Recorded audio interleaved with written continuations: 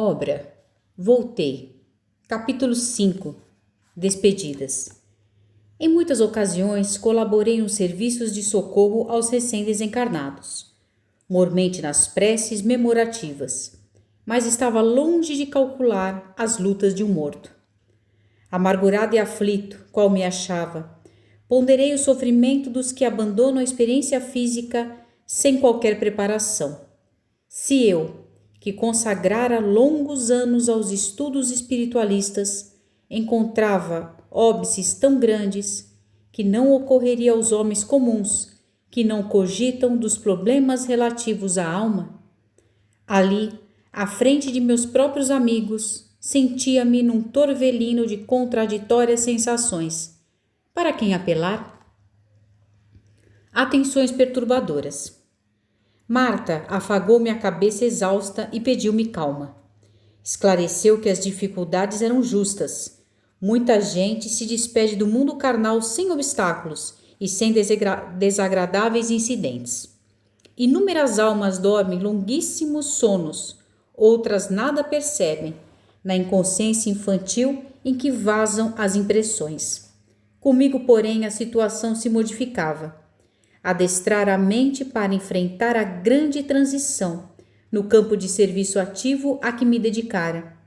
Convivera com os problemas do espírito durante muito tempo, em esforço diário.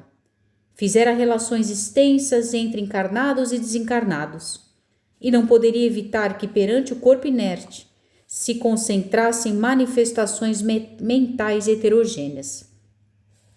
Nem todos os pensamentos ali congregados traduziam amor e auxílio fraternais. As opiniões a meu respeito divergiam entre si, formando correntes de força menos simpáticas. Alguns conhecidos me atiraram flores que eu não merecia, ao passo que os outros me crivavam de espinhos dilacerantes. Situava-me, pois, num quadro de impressões complexas. As informações procediam da filha querida em suaves esclarecimentos. Acrescentou que não devia preocupar-me em excesso. A perturbação era passageira. Quando se dispersassem as atenções centralizadas no funeral, respiraria contente. Contrafeito, registrei as explicações, meditando no ensinamento que recebia. A vida real para mim agora era do espírito, a que recomeçava com a extinção da carcaça física.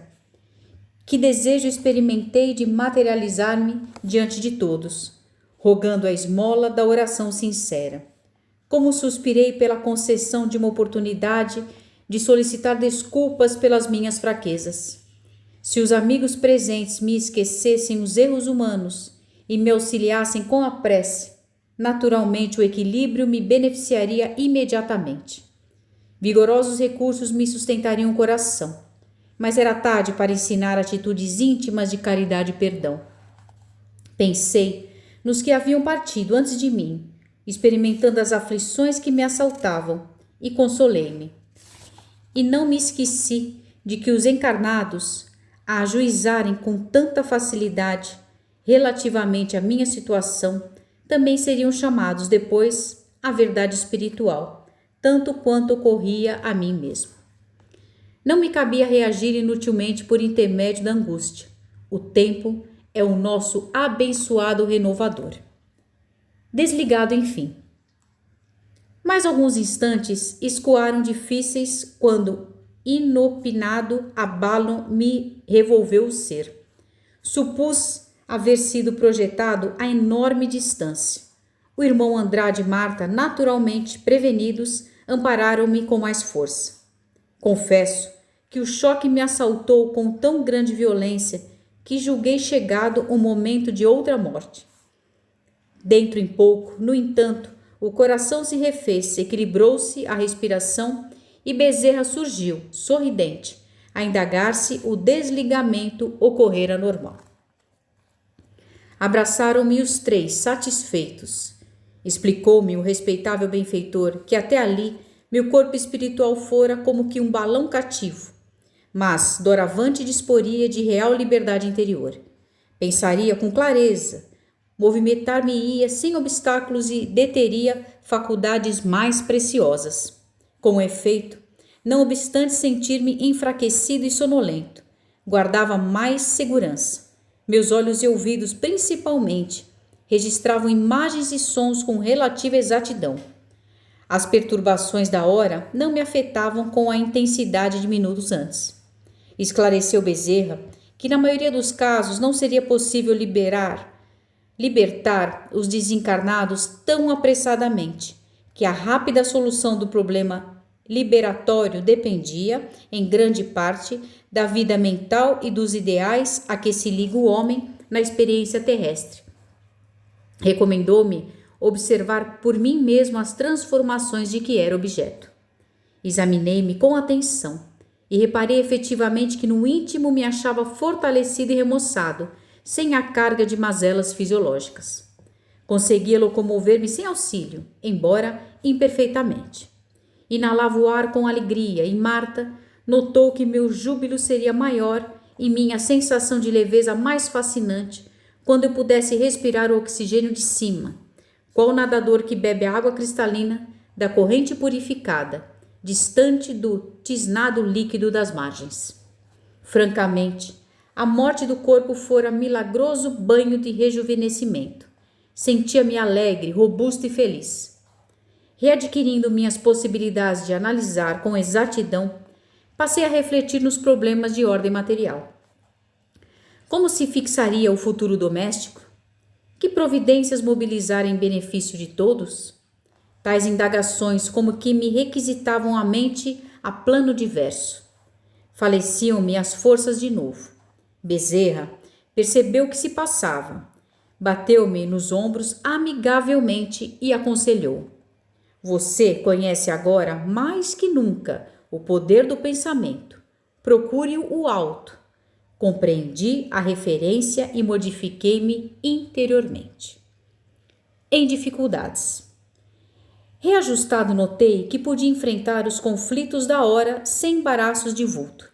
O irmão Andrade acentuou que, livre dos últimos remanescentes do corpo carnal, eu conseguiria aproximar-me dos amigos, sem choques de maior importância, aconselhando, porém, a não me avizinhar em demasia das vísceras cadavéricas, em cuja contemplação talvez fosse acometido por impressões desequilibrantes.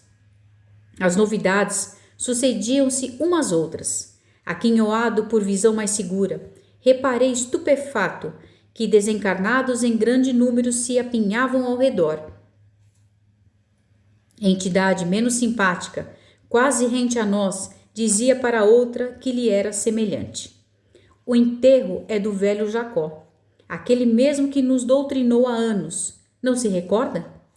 Perfeitamente, respondeu o interlocutor, gargalhando, daria tudo para ver-lhe a cara. Riram-se gostosamente. Memória funcionando sem empecilhos, registrando-lhe os apontamentos sarcásticos, localizei-os na lembrança. Eram perseguidores de uma jovem internada numa casa de nervosos.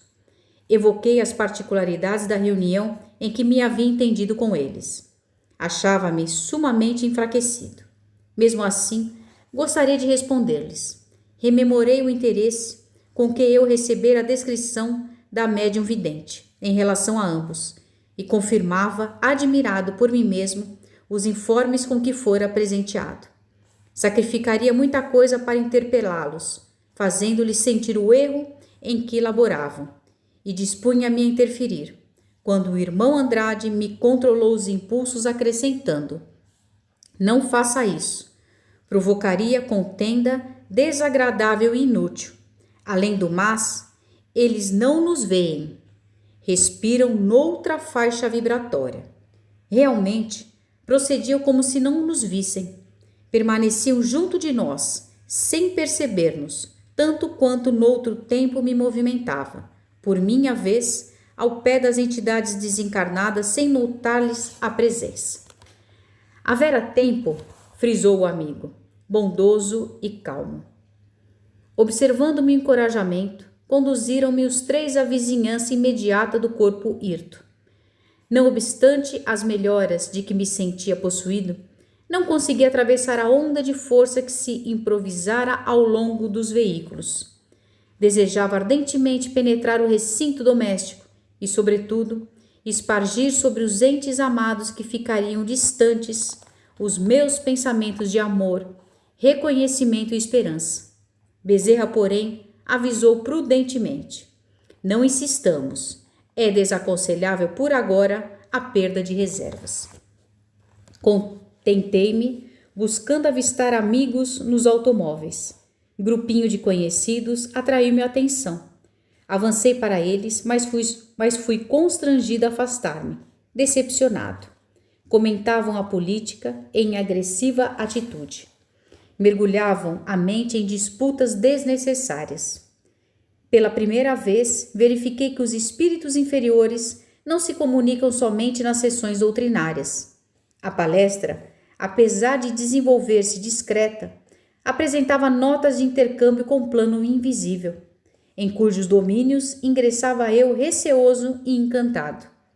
Um amigo expressava-se quanto aos problemas da vereança, perfeitamente entrosado com uma entidade menos digna que, ali ante meus olhos espantados, o subjugava quase que por completo, obrigando-o a proferir sentenças desrespeitosas e cruéis. Retrocedi instintivamente. Você, Jacob, falou Bezerra em tom grave, por enquanto ainda não pode suportar estes dardos mentais. Encaminhando-nos então para outro ângulo da rua, descobri nova agremiação de pessoas às quais me afeiçoara profundamente. Busquei-lhes a companhia, ansioso, seguido de perto pelos benfeitores. Contudo, outra desilusão me aguardava. Falava-se em voz baixa sobre as despesas prováveis com o enterramento dos meus despojos. Emitia-se julgamento apressado, envolvendo-se-me o nome em impressões desarmoniosas e rudes. Recuei como já o fizera. Bezerra abraçou-me, compreensível, e receitou paciência. Abeirava-me de profundo desalento, quando, não longe, em certo veículo observei a formação de lindos círculos de luz. O irmão Andrade, atentando-me à indagação silenciosa, esclareceu: naquele carro temos a claridade da oração sincera. Pedi aos protetores me auxiliassem a procurar semelhante abrigo mais depressa. Alcancei-o e rejubilei-me. Alguns companheiros ofertavam-me os recursos da prece santificante. Tamanho foi o meu contentamento que quase me ajoelhei feliz. Aquela rogativa que formulavam a Jesus em benefício de minha paz constituía dádiva celeste. Do pequeno conjunto emanavam energias confortadoras que me penetravam à maneira de chuva balsâmica. A oração influenciara-me docemente. Creio que os recém-desencarnados quase sempre necessitam do pensamento fraterno dos que se demoram no círculo carnal. Explicou Bezerra que os recém-libertos comumente precisam do socorro espiritual dos entes queridos para se desembaraçarem sem delonga dos liames que ainda os prendem à experiência material. Com o auxílio dos que ficam, aqueles que partem seguem mais livremente ao encontro do porvir. Ante a necrópole. Assisti, enfim, ao sepultamento de minhas vísceras cansadas. A solenidade referentemente à qual tanta vez me reportara, descortinava-se-me ao olhar possuído de assombro. De envolta com as relações afetivas do mundo, compacta assembleia de desencarnados se pôs em movimento. Nosso grupo continuava reduzido, mas aumentara. Outros amigos se reuniram a nós, abraçando-me. Declaravam-se desejosos de me acompanhar na passagem para a esfera próxima. Intensa curiosidade dominava-me as emoções quando o cortejo estacou. Era a entrada para a necrópole afinal. Todo o local se enchia de gente desencarnada. Francamente, intentei seguir para dentro, mas Bezerra Num abraço fraternal, recomendou compassivo: meu amigo, não tente a lição agora. Recordemos a parábola e deixemos aos mortos o cuidado de enterrar os mortos. Em seguida, solicitou aos novos circunstantes nos deixassem a sós, até o instante da retirada definitiva. Percebendo-me o desapontamento, observou-me bem-humorado. Jacó, você não sabe o que está desejando. Por enquanto, os enterros muito concorridos impõem grandes perturbações às almas. Além disso, não desconhece que as vibrações daqueles que o amam procurá-lo-ão em qualquer parte.